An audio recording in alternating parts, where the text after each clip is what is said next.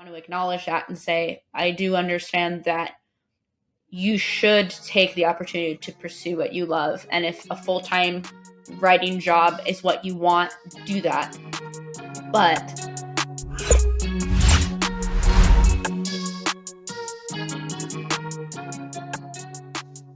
hello, everyone. We're back. As you can see, I dressed in something different. I will make sure that I change looks from now on so you guys know that I'm wearing clean clothes.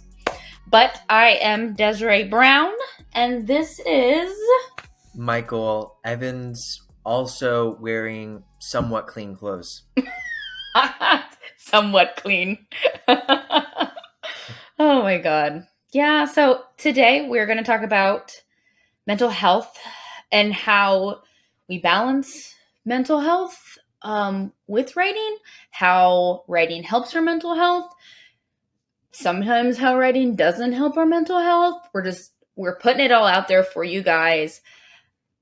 Full disclosure, I'm going to try to be as transparent as possible because this is a topic that is very close to my heart. It's very personal for me, especially with the last, few years, especially within the last, 6 months, 2 weeks.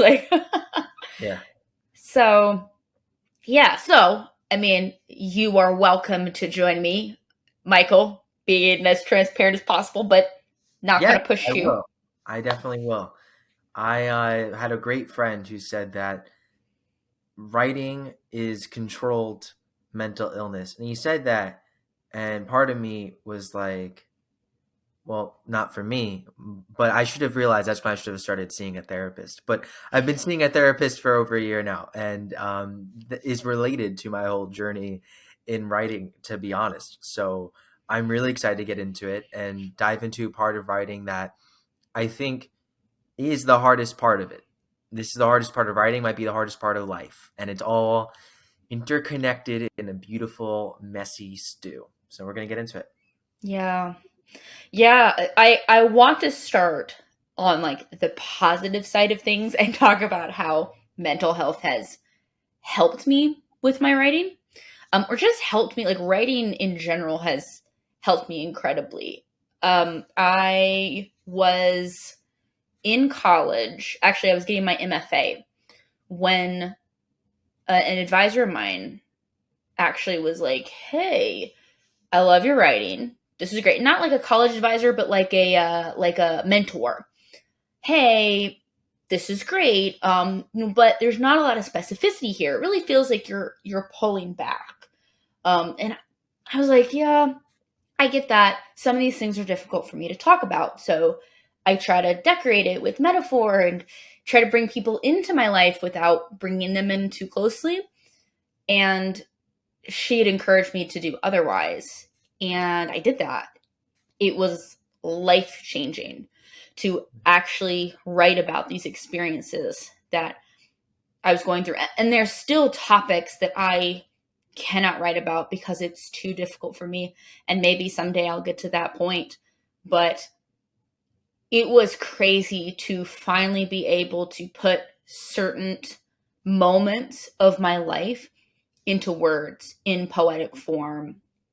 I think that I needed that and I needed writing for these several years. I needed writing while we were going through a pandemic. I needed writing while I just recently moved away from all of my family, from the place I had lived for, over 20 years. And that's been difficult for me. And so being able to write and talk about that has really been helpful. Yeah. No, that's part of the beauty of it, is being able to express yourself through a story. It's like becomes not optional during certain points. You need to do it, and when it starts to come out of you, it can be painful, but it's also one of the most pure, really meditative things. And I found that in my own experience when I was in one of the darkest places of my life up to this point. I feel like You'll never be in the darkest place of your life. You'll always just be in a similar dark place at some point. But you'll be in bright places too. Life has a mix of everything. But I think one of my first times really dealing with like a deep sadness, I won't use the word depression because I find that labeling mental health isn't like always super helpful, and I was never diagnosed with depression, so I'm just not going to use that word in this case. But I was very sad for a very long time. And why I was sad is because my parents recently, I got a divorce before that, and I kind of found out why. And that was a big thing for me. And I threw myself into writing, and writing kind of gave me a space to process what was happening in my life. So without writing, I don't know what I would have done, because at some point life became less about reading other people's stories, but like I actually had a story that I need to put on the page. And that was really, really beautiful. But another aspect of it, and I want to talk about, oh, and I want to ask you this, Desiree, is when thinking about not just putting down words onto the page, but then releasing those words out into the world, how has that process, having other people connect with your work, positively impacted your mental health? That's a great question. It's not something I think that I have identified as an aspect that has helped my mental health, but it has, as well as kind of the work that I do with the organization. When you can express yourself in some kind of artistic form and put yourself out into the world, there is something so uplifting about that, because you know that there's someone out there listening who could be going through the same thing as you. And the connections that I've made when I started to really write about myself and just put myself very honestly on the page, I have had so many and connections not only with the outside world, but just within myself. Um, I'm right now reading a book on self compassion. And so this sounds a little crazy, but the way that I've been talking about myself is like I have that side of me that's compassionate and wants to care for myself. And then I have that self criticizing side that's like too hard on myself. And then I have that side of me that's criticized and she's just a little baby and she needs to, be nurtured back to health. And so that's how I'm viewing myself. And these pieces kind of come together and actually start, like, they become connected in a way when I can share myself and share my stories with the world.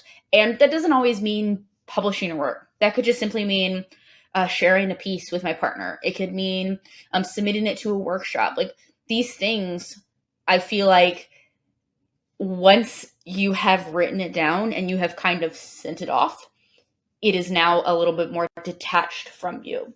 It's not just you dealing with these things by yourself. You have found a way to make it fly and it can just go off.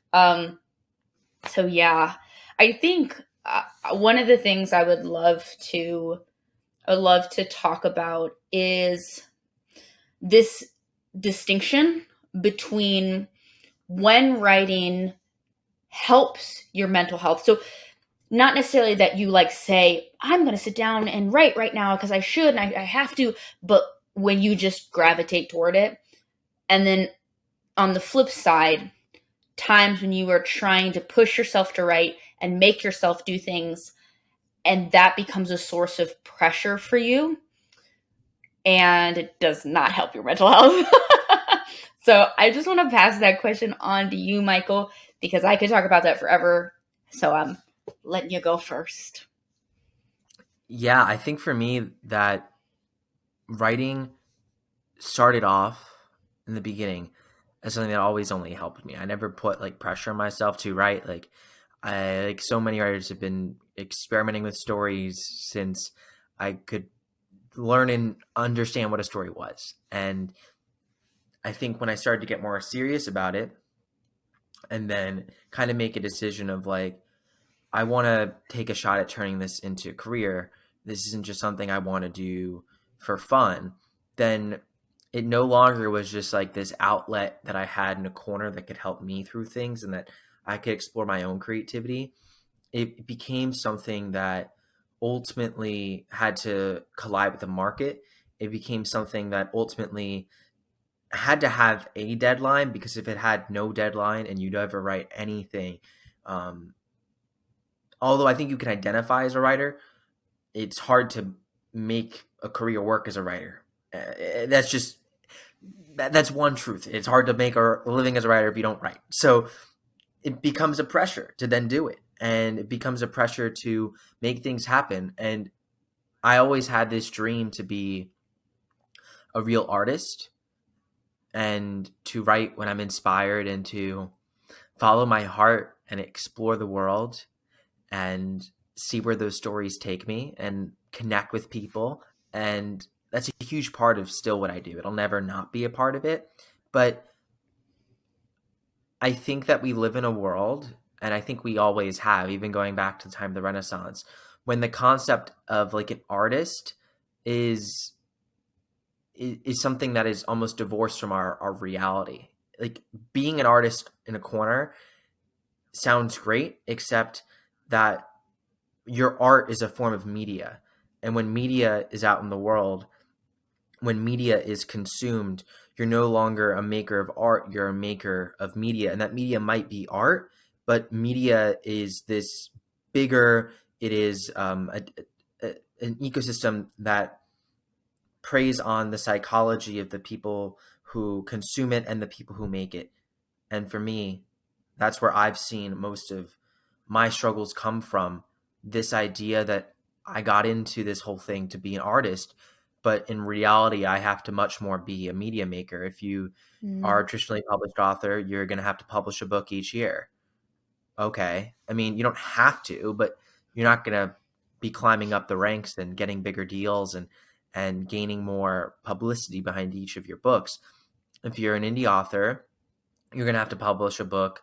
Depends, you can decide how often you want to publish a book, but you're going to have somewhat of a consistent schedule that your readers come to expect. Because although readers love stories, readers want the next one. They want something else, and that puts this pressure on you. And if you're someone who's not at the point of even having readers yet, not even at the point of finishing a book, we all still implicitly know this pressure because we understand this media ecosystem that we spend hours and hours in each day. Even if it's not reading or writing, we're watching TV, we're doing all these things, and there's just this necessary pressure to produce that I think, for me, sucked a lot of the fun out of it. Yeah. I very much relate to that. And I think like for people listening, if you enjoy creating content, create it. Like I know people who could just sit there and just, they have their own writing account on Instagram. They're just posting every day and they're like, that's amazing if you have that capacity. But I know for some people, it's not an enjoyment thing. It's I have to do this because I have to get readers and I have to promote my book and I have to do this and I have to do that. And it becomes such a point of tension. I know that there are going to be parts of all of our careers that we don't enjoy, but I think that there is a line that ends up getting crossed at a certain point where now, it's not going to benefit you mental health wise. And I think one of the things as artists and as writers specifically, we need to be in somewhat of a decent headspace to do the work that we need to do. I'm not saying that you can't have anxiety and write. Not saying you can't have depression and write. Not saying any of that. Just saying that when you're under an intense pressure, that's not going to always be the best work that you produce. And that's something I'm really coming to terms with. My mother, very encouraging. I love her to death. But she is always like, you have time to write. You can write. And like, she's encouraging me, but I don't think there's that connection that like that's already my internal voice telling me to write and to make more things to put out into the world. And you got to make the right things that people will like all this pressure just sitting on my chest. I don't write when that happens. When I feel that pressure, it just stops me. And so I think that's something that's important to know. Writers as individuals find that line between I'm enjoying this and I'm having fun and this is great. And even people who write like several hours a day, if you can sit in your room and write for 5 hours straight for several months, freaking awesome. Like, you go. I cannot. I think I would lose my mind if I did that like every day. And that's not how I work as a writer. That's not how I get inspired. I go out into the world and find things to write about. And I'll write while I'm at the park. I'll write when I'm in a coffee shop, because I'm watching and I'm being vigilant. That those are things I'm writing about. So yeah, I just think that like we have to be in good head spaces, and it's really easy to be in places of pressure. You know, when we think that we're working toward these goals as writers, yeah, we're like also harming ourselves. You said goals, and that makes me think of the word dream. And every story might start off with a dream of some sort. I mean, literally, you have a dream. But we also have a shared dream for many of us to be a writer full time. And that's a really tough dream to achieve. And I'm curious how you've experienced this specific aspect of it, which is we tend to be in an industry, even as a reader, but especially as a writer, where there's lots of people who each has their different take on how they can help you live your dreams. Maybe the solution for you is getting an agent. Maybe the solution for you is taking a specific course on self-publishing. Maybe the solution is paying for a specific editor. Maybe the solution is talking to a specific guy who works in Hollywood, or getting a college specific degree, whatever it is. It feels like there's a lot of people who are acutely aware of our dreams and almost exploit our weaknesses and our mental health. And I'm curious what you think about that and how you've experienced that. So I think the first thing I have to do is actually comment on dreams. I'm so glad you brought this word up. This has been in the forefront of my mind for the past few weeks, I would say. Now, when I was, let's take a random age, 15, one of my dreams was to publish my novels. I have a ton that are unfinished. I love to create stories. And I wanted to be a full-time writer. It is only now in my life that I realize that my dreams have changed based on my life. And I'm not saying I don't want to write anymore. That's not what I'm saying at all. I love to write. But I don't think that I want to write fiction full time. I think I'm more of a poet. That's really where my heart lies. It's what I want to produce. And I think that I just couldn't sit in front of a computer all day and just write all day. I don't think I have that in me. Or it's not even that. It's just, I just don't think that's what I want to do. There is this disconnect now between my dreams when I was a child or a teenager and then my dreams now. And there's a grieving process that you have to go through, I think, because we want to serve this little young writer who, she was 7 and she wrote stories and she wanted to be famous and she wanted to, be the next big thing.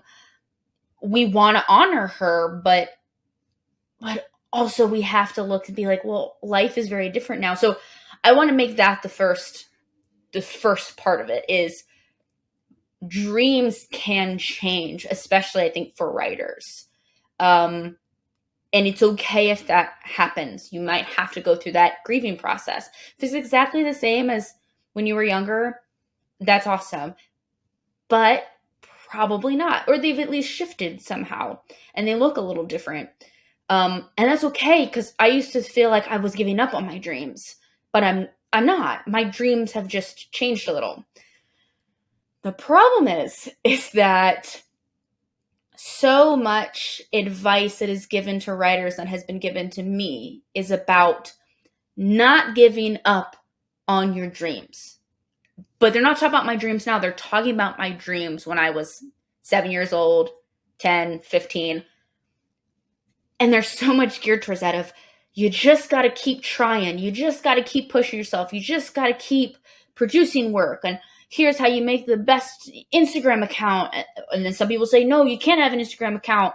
You shouldn't be on social media as a writer. And there's so much, again, pressure, so much pressure. If these are all the things you have to do, people like, shut off all your technology when you write. You just got to sit in a room, or if you got to get up at 4 a.m. to write, then you do that. You write from 4 to 7. And like, that's just a lot. Like, this is writing advice, not only that I've gotten just from, a person. This is like consistently people have told me these things. And I would be like, I want to honor that little girl that had this dream, be this full-time writer, and she wanted to produce all these stories and be famous. But I don't want that. I don't want those same dreams that this little girl had, but the whole world is telling me, well, this is how you honor those dreams. I don't know. Do you kind of relate to that at all? Am I just like talking crazy? No, I beyond relate to it because there was a moment where I actually achieved my dream, or at least what I thought was my dream, and I wasn't happy.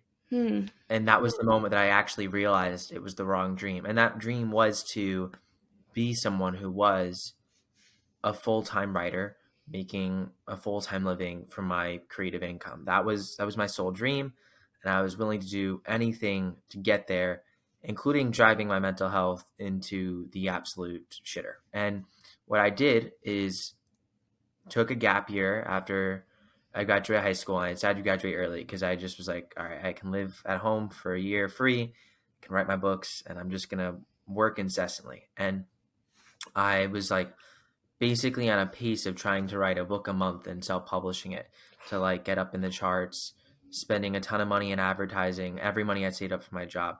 And it was just insane. And I got to college and was completely burnt out from this, but was starting to see some success. Was seeing my book start to sell well, and at the same time, I had seen YouTube, but I started do even better, much quicker, and that made me feel like I had an identity crisis of like, well, what do I really want? And I realized one thing in that moment, that how I built my career as a writer was so unsustainable that I need to get out of that. And that this whole YouTube thing might be a way to literally diversify my creative pursuits. And that then eventually turned into, which Desiree also actually hosted a show on there with me, on this platform called Airtime. And because I'd written the books and done YouTube, they contacted me. And it was like an incredible life changing opportunity. And it helped me and my friends travel the country. And there was a moment where I was like living in Los Angeles, working barely part time in terms of like, I had to stream like 15 hours, 20 hours a week in the app. I was able to make a full time living. I was able to write. I should have been like so happy, but I felt completely broken Hmm. inside. I felt more broken than I ever had. And that's when I had to question everything, because I'm like, what did I really just do here? And to be honest, what I didn't really understand was two things: that I was pursuing the dreams that other people had and they sold me on. And I never actually had the self awareness to really figure out the life I wanted to live, not the end goal, the fame that's easy to sell anyone on, but like really, what life do you want to live? And the way that I was pursuing the dreams of others was actually stopping me from living the life I wanted to live. And the second thing that I failed to realize was that even as a writer, we can get ourselves like addicted of sorts, this delayed gratification of finishing these novels, of getting these book sales, of garnering readers. And it could be this terrible loop. And social media, especially now being pervasive in the writer world, is really designed to keep us not feeling good enough. And even the traditional publishing path and self-publishing path very much are built on these hamster wheel like economic models of, we all worship the top 0.01% of authors, and I'm not kidding you, like that's who sells really well, that's who most people read, the top 0.01%, and everyone else who isn't there has to try and get there. And that's again like what you need to then work towards. And at the end of the day, that rat race and that system that it keeps you on, you have to really think about who is that benefiting, who, like working really hard, driving yourself into the ground, not feeling good enough, who's benefiting from your own despair. And then also like, am I going to really let myself feel this way? Or am I going to like wake up and be like, wait, like this doesn't matter. Like it doesn't matter if my next book is good or not. It doesn't change who I am as a person. It doesn't matter if I hit my deadlines. It doesn't make my life any better or not. It doesn't matter if I sell 10 books or 100 or 1,000. It doesn't mean I'm a better writer. And like that for me was the most freeing conclusion, but it took literally letting myself not feel good enough every single waking moment, because I got so far sucked in to these systems that at least I feel are predatory to creative people. Yeah.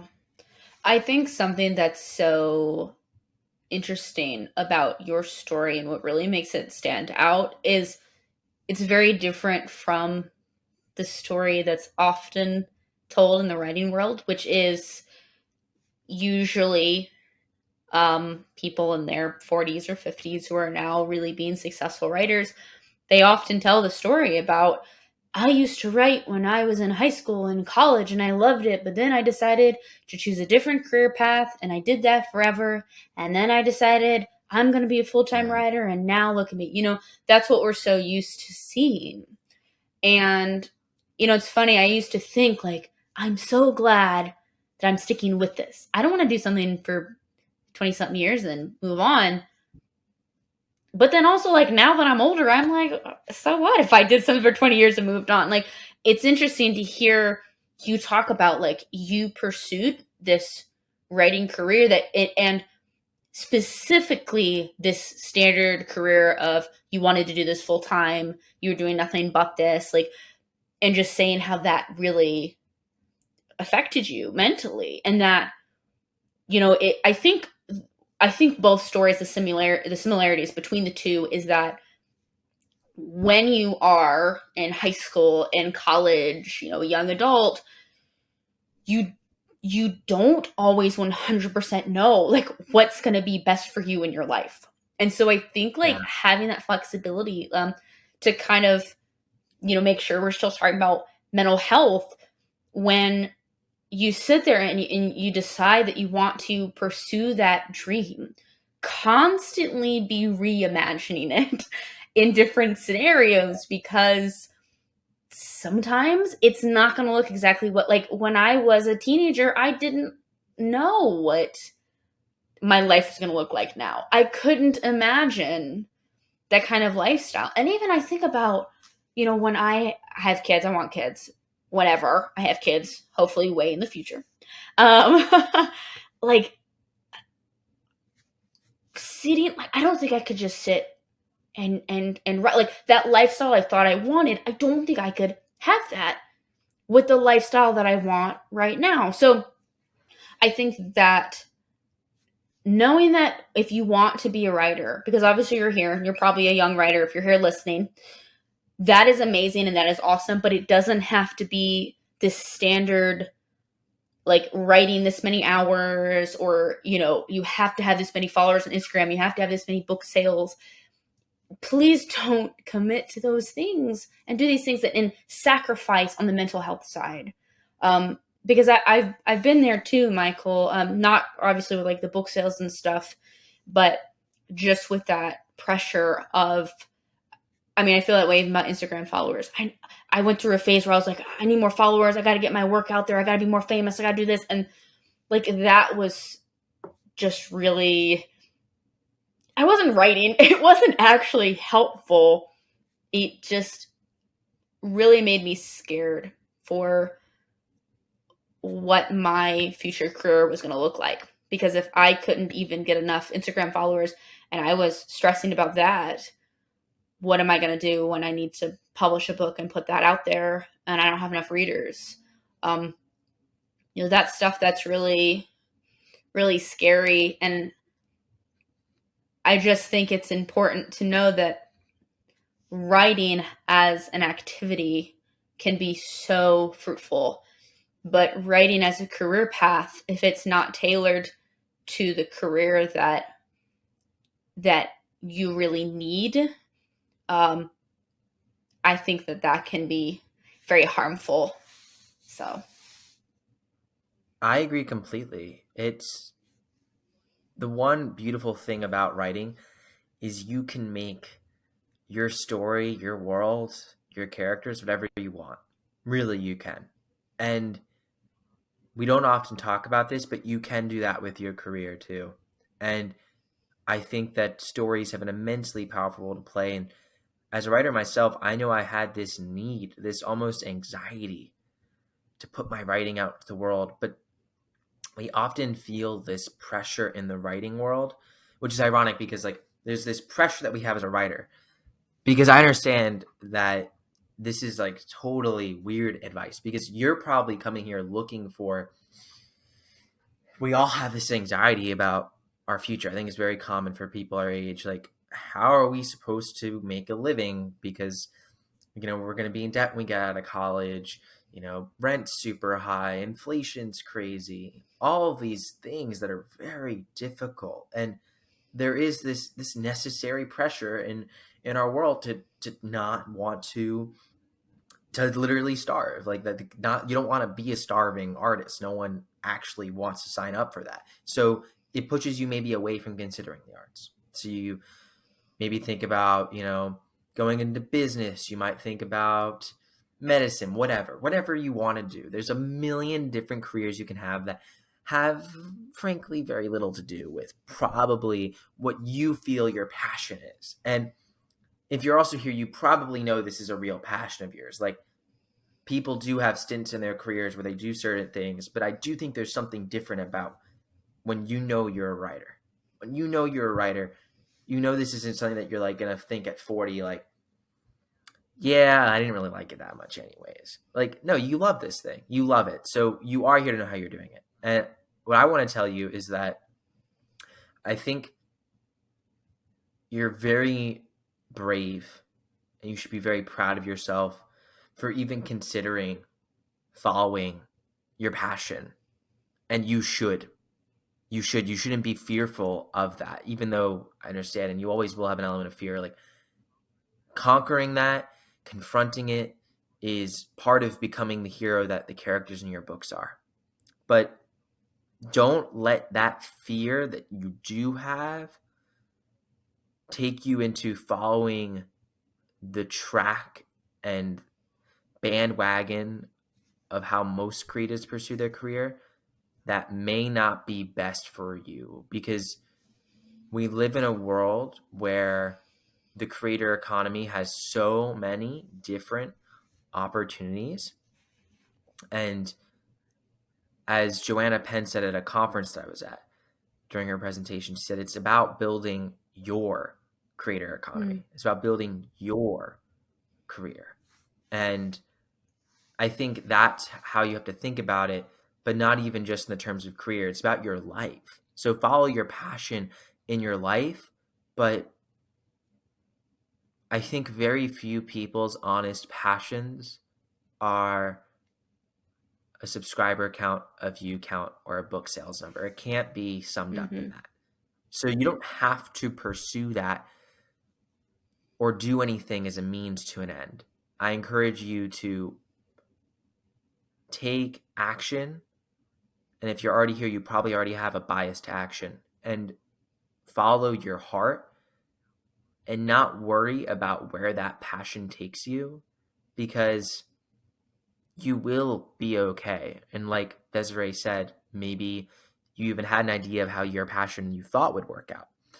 maybe that does involve Instagram followers, although try not to focus on it, but maybe it does. But if it doesn't work out the way that you thought it would, that's pretty much a rule of life. But it's also still going to be okay. And there's still so much opportunity for you. I love that. That's such wholesome advice. Like, I sometimes when you give the advice, I'm like, this is for me. I need to use this. I think I'm gonna kind of echo that and piggyback that, because that's probably would be my advice as well. I think that already, if you can pursue your career as a writer, that's phenomenal. Many people don't have that privilege, honestly. Like, they don't. Like, I know plenty of people who, if they want to write, it's too bad, they got to pay the bills. And I get that. I recognize my privilege now in my life, where I have a partner who is now supporting me, where I can focus on things like getting my business up and running and focusing on my writing. So on one hand, I want to acknowledge that and say, I do understand that you should take the opportunity to pursue what you love. And if a full-time writing job is what you want, do that. But, you know, if it's going to cost you your mental health, I think that's something that we should really check in on. I'm not saying like, yeah, it's going to be hard work. As to be a full-time writer, hard work, let me tell you. But there's a difference between, "Whew, that was a long day," and, "Wow, I'm not in a good place right now," from that day. Like, I think there is a difference. So I don't want you to be discouraged. Or, you know what? If you're discouraged, it's cool. I was discouraged too. I'm still discouraged. Like, if you decide that a full-time writing lifestyle is not for you, that's okay, girl. You are okay. Like, life will move on. You will find something else to do. And let me tell you, if you don't want to quit your day job to be a writer, that is also okay. I watched my mother write a book when she was raising 5 kids and, you know, worked pretty much full time. That was insane. She got it done. Now, I'm not saying do that, but I'm just saying that you will make the time to write if it's really in your heart. If you really wanted to write that book, if you really wanted to get that work out in the world, you'll do it. Trust yourself that you'll do it. But don't think that you have to sit at a computer for several hours. And then, like that, you know, if that lifestyle doesn't suit you, then it doesn't suit you. It's okay. You know, you will find that time. And as I've said a few times now, for me, I don't get inspiration from just staying in the house all day. I don't. I write about real life, and I get inspired by real life. So actually going out and doing things and having a job that like gets me to talk to people, as a professor, when I meet new students, like, they, you know, the dialogue I have, that becomes dialogue in my book. That becomes inspiration. My students are going to freak out now. My students are going to be like, "You write about me?" You know, don't flatter yourself. I probably don't, but I get inspiration from it. So I think that's my advice. Our last episode was talking about writing about people in your life as characters. So if you're interested in more about Desiree's escapades writing about her students, I'm just kidding. But interested more in that topic, that you should check that out. And yeah, I mean, honestly, I think that to bring it away from the career and more towards the everyday writer life, because I think that the process of writing, we can almost guilt ourselves. I think a lot of times, and this is, I think, especially true for an American audience because of American culture, we always try and keep up. We always want to almost compete with ourselves and the people around us. And we're always almost looking for an excuse to beat ourselves down.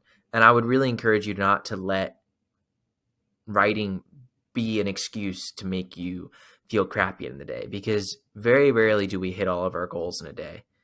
Very rarely will writing go planned as we thought it would.